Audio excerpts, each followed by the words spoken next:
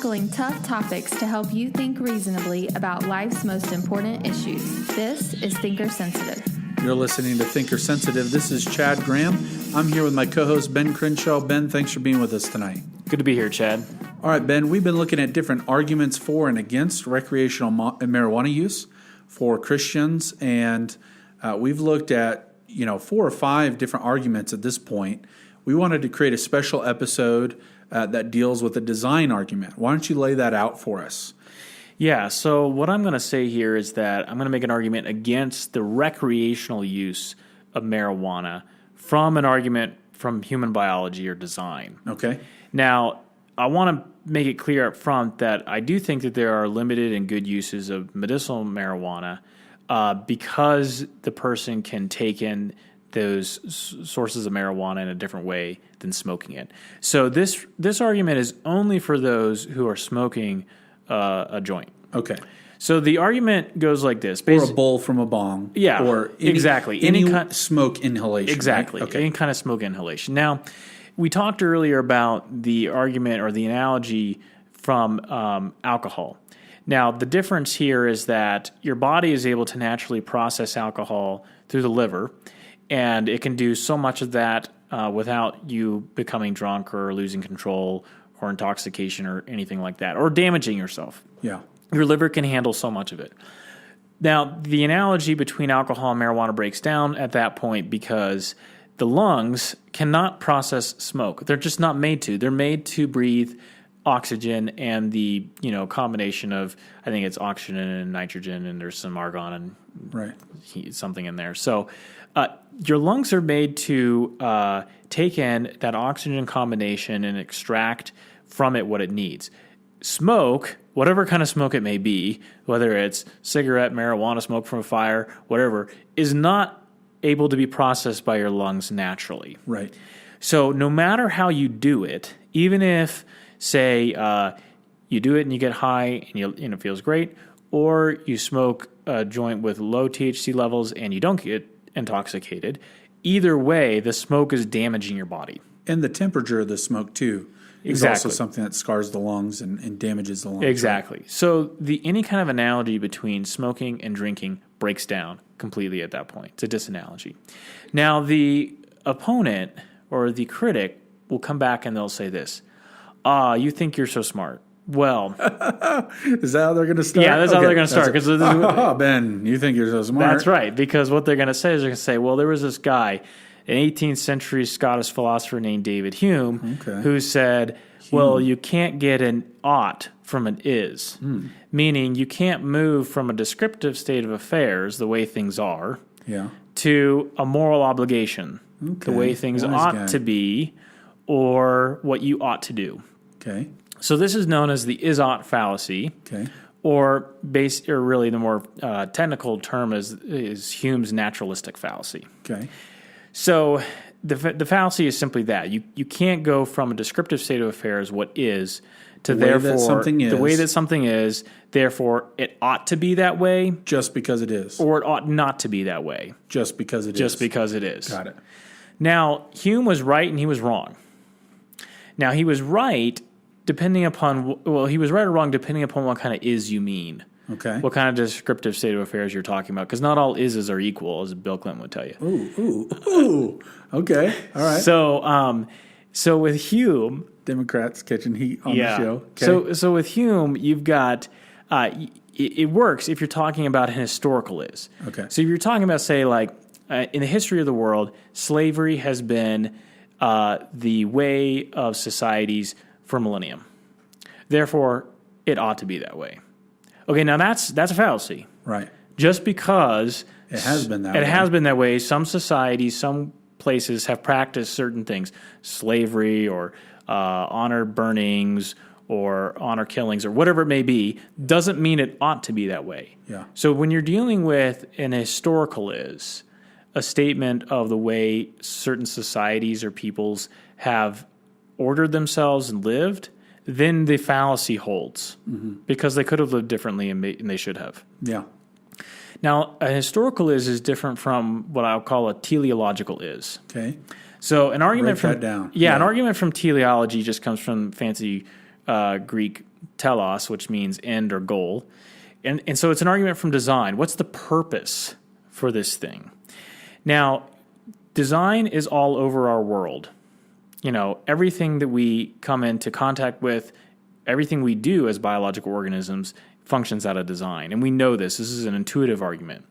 And so there's kind of like, you can break this down into two categories. There's kind of the amoral design and the moral design. So an amoral design would be like, a can opener in your home is made to open cans. But if you need it to pop a beer bottle open, you can use it in a pinch to do that. Yeah. It's not made to do that. That's not immoral. That's not immoral. There's nothing wrong with that. It's weird. It's strange, but you can make it work. Make it work, yeah. But if you were to do that all the time, every time you went to open a beer can, you were reaching for your can opener, someone would eventually come along and say, "What the heck are you doing?" There's a better tool for that. Yeah, like you're crazy. Yeah. You don't understand what this thing is for. Yeah. And It's it has for a opening certain cans. it has a certain purpose because the design tells you it has that purpose. Yes. Now there are other moral designs or moral teleology, and that has to do with human design. So because it is not so much the design can be an indicator of this as the worth and the value that's invested in it. Yeah.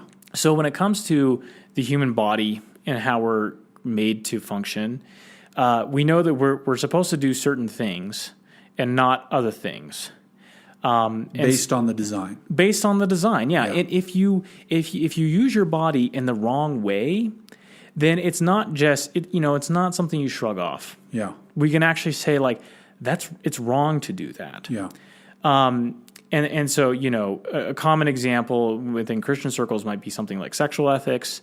Like if you were to have sex with an animal or something like that, you say, that's not how your body is designed to function. Or even having sex to violate the covenant of marriage. Of marriage, exactly. Something that happens all the time. Exactly, Yeah. right.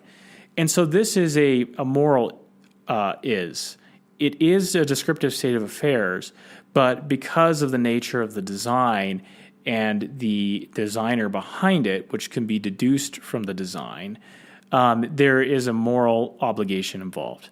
So this is the argument I would make in relationship to smoking a marijuana or even a cigarette or anything else, is that your lungs were designed to do something particular. And if you misuse that in such a way that it harms you, it doesn't harm the can opener to open the beer bottle, but it does harm the person to smoke with their lungs because their lungs are not designed that way. Yeah. And because harming yourself is wrong, therefore this is wrong. Yeah. So it's not true that the Aesop fallacy or the naturalistic fallacy is a good argument against this in this particular case because this is a teleological is.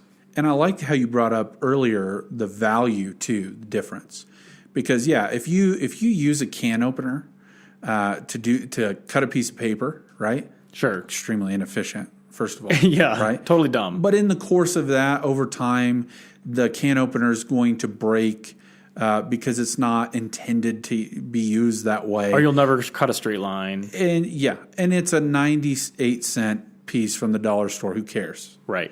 But if we go back to this idea that things that really have intentionality and there was thought and there was great purpose and telos in the design of a thing and it's valuable, the material is valuable. Let's think of a Lamborghini, right? Sure. If I use my Lamborghini to haul lumber to build my house, people are going to cringe at that while I'm driving down the street, right? If you can imagine 2x4s roughly strapped to the top of my Bugatti, you know what I'm saying? Right. Like they're going to look at that and go, look at this guy, right? Exactly. Because I'm using something that has extreme wealth and value and design and intentionality behind it in the complete wrong way, and everybody recognizes that person as being in the wrong. And now that's not necessarily a moral issue, right? It's not moral,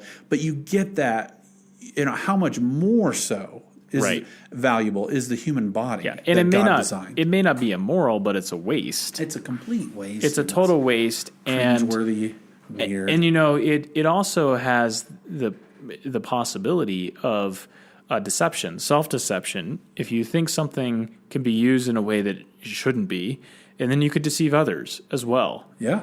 And we see this in our society. And so there is a problem of public morals and public ethics when the design is ignored intentionally and repetitively because people don't like the limits that design places upon them and the obligations that design places upon them. And this is the whole idea of, if my existence is more important than my essence, then I just have to live.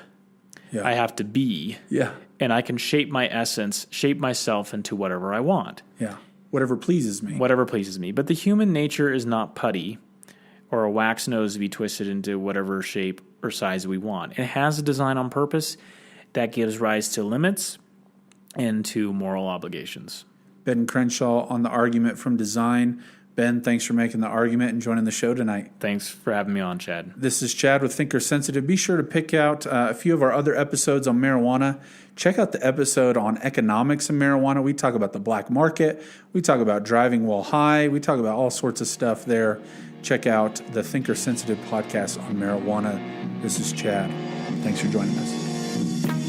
This resource has been sponsored by the Community Podcast, a network of Assembly of God ministry leaders in Colorado's East Slope region. For more Thinker Sensitive content, visit thinkersensitive.com.